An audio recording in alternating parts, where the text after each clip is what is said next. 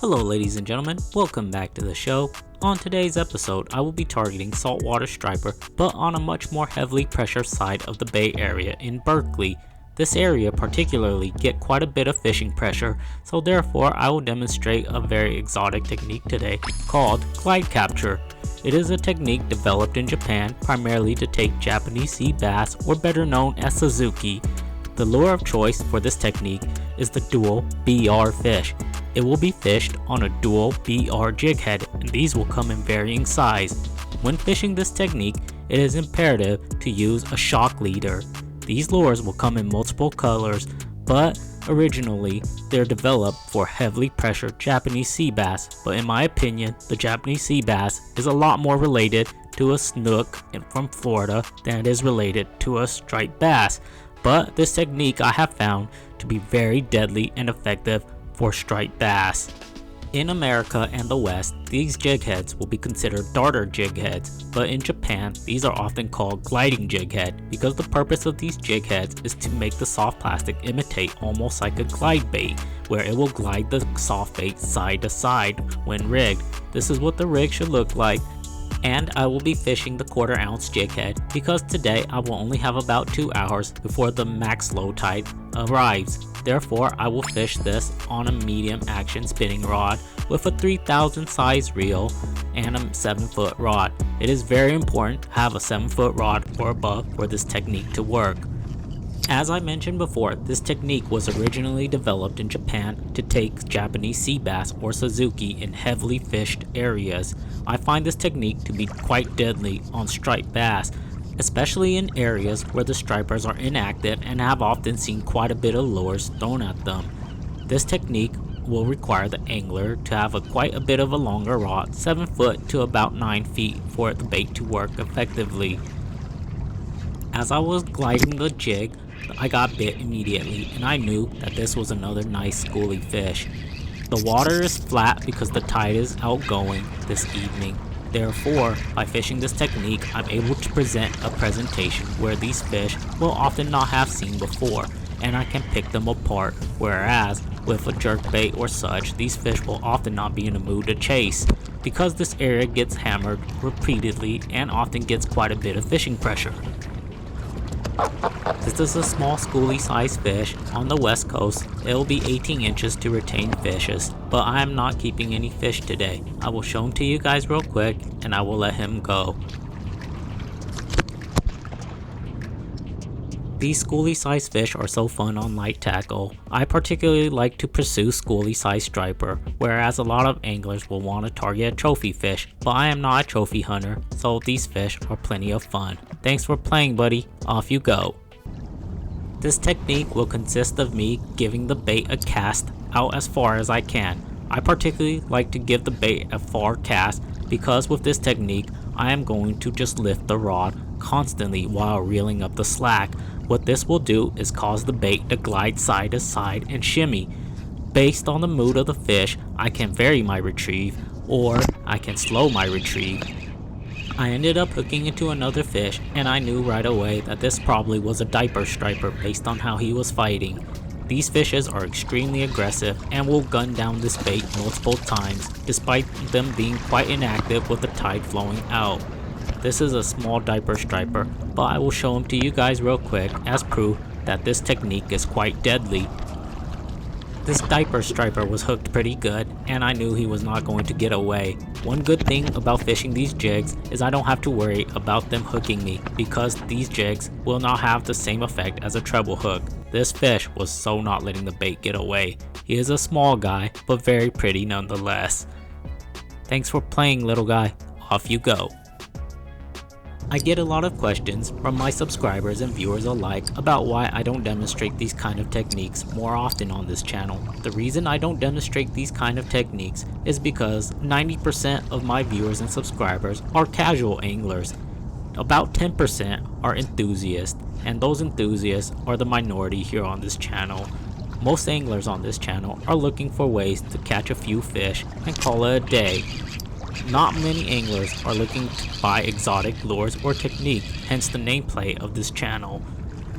Zero hero, meaning no heroic fishing.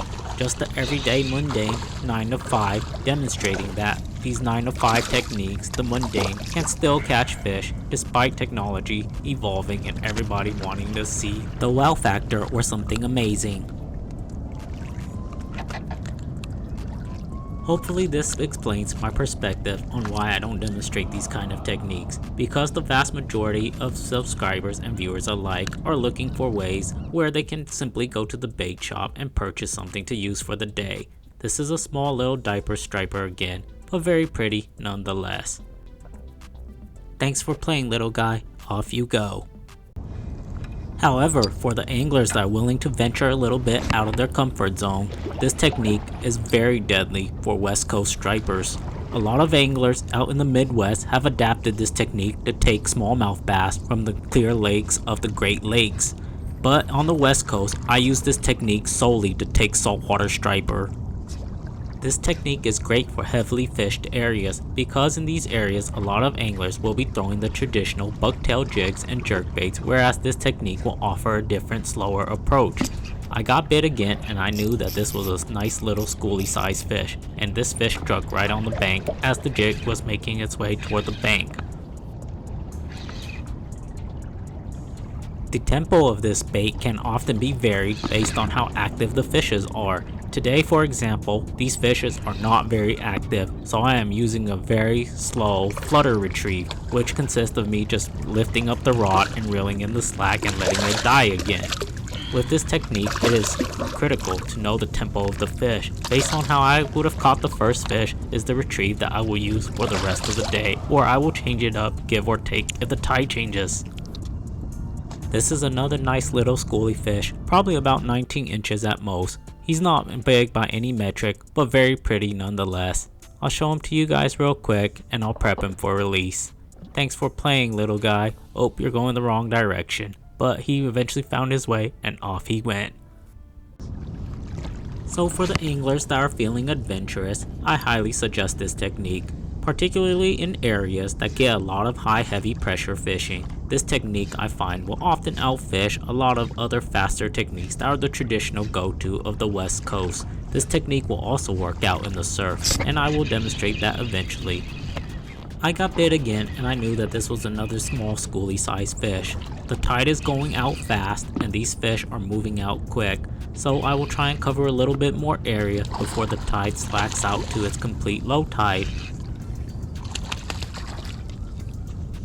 Another important key note I want to mention is when using this technique, it is very important to use a very good impact leader. What is an impact leader, a lot of you guys might ask? An impact leader is normally a fluorocarbon leader that will have a little bit of give, unlike a traditional non-stretch fluorocarbon. The reason you want to use an impact leader is primarily because when these stripers hit this lure, if you were to just fish it on straight braid, you will rip this lure out of the striper's mouth completely.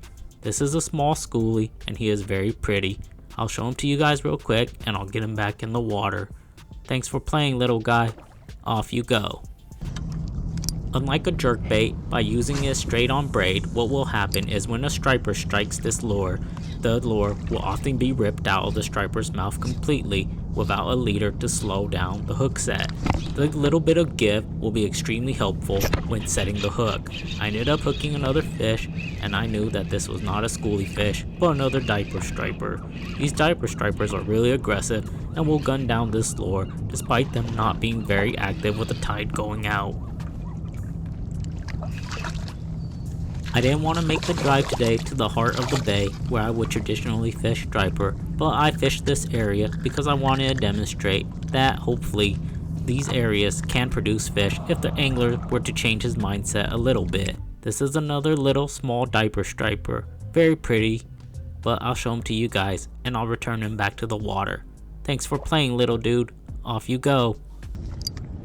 Hopefully today's episode demonstrates that these techniques do in fact work out here in America on the West Coast. I find that a lot of anglers will often describe these specialty lures as a way to tackle anglers' wallets, but I have often found that most of these anglers make a generalization without ever trying these techniques. So hopefully this helps answer those questions about whether or not these technique works. I ended up hooking into a schoolie sized fish. I knew that this was a pretty decent little schoolie fish. There are no big fish around this area, particularly during this evening, because this is an outgoing tide, and as I mentioned before, with outgoing tide, I seem to have very bad luck in trying to catch a bigger fish, but I'm happy just to catch schoolies. Again, not a big fish by any metric or standard, but very fun nonetheless on this light tackle. This jig is very good at targeting these areas that get pounded by anglers day in and day out. This fish really wanted the bait. He almost wolfed this bait down, and if I were to wait any longer, he probably would have swallowed the bait. I'll show him to you guys again real quick, and he is a very nice little schoolie fish, probably about 18 inches at most, but I'm very happy to catch him still. Thanks for playing, dude. Off you go. The tide is receding fast, so I knew that the time is running out. I'm going to try and catch a few more fish before the tide slacks out completely, and I got bit again, and I knew that this was another little schoolie fish. I'm happy to catch these schoolie, and as demonstrated, this technique is quite deadly when the tide has slacked out or when the water is very flat calm. These fishes will often not attack many lures during this time of day, but by using such a slow, subtle technique like this, I'm able to pick these fishes apart, whereas a lot of anglers will resort to using live bait during this time of day. If I were to be fishing my traditional striper spot out in the bay, I would not use this technique. I would just resort to using spoons or jerk baits, something where I could catch the fish on a lot quicker pace. But for today, I will demonstrate this technique for the tackle junkies that want to see something new and something non-traditional that most Americans or people out on the West Coast would throw. This is a nice little schoolie striper, so thanks again buddy for playing, and off you go. The tide is now at its lowest point, but I still noticed that there were a few stripers out a little further than usual. I will try and see if I could attempt to win a bite before the tide is completely slacked out now on its lowest tide. I can't stress how important tide is. When an angler is planning these trips, you must plan accordingly to the tides. The most successful anglers will time their trips around the tide. If I were to just show up randomly without following the tides, I don't think I would have caught the same amount of fish in this area. I ended up hooking into another fish that broke off from the school, and I knew that this was a diaper striper. He's not big by any means, but still extremely fun on this light tackle. So hopefully overall today, I showed you guys something a little bit different from the traditional striper fishing that would take place in these areas. A little diaper fish, but very pretty and very bright. I'll show him to you guys real quick and I'll return him back to the water. Thanks for playing buddy, off you go. Overall, it was a great evening on the Salt. Despite having only a few hours to fish before max low tide, I did manage to catch a few stripers on this technique that I wanted to demonstrate to a lot of my viewers and subscribers. Thank you guys for watching, and until next time, tight lines y'all.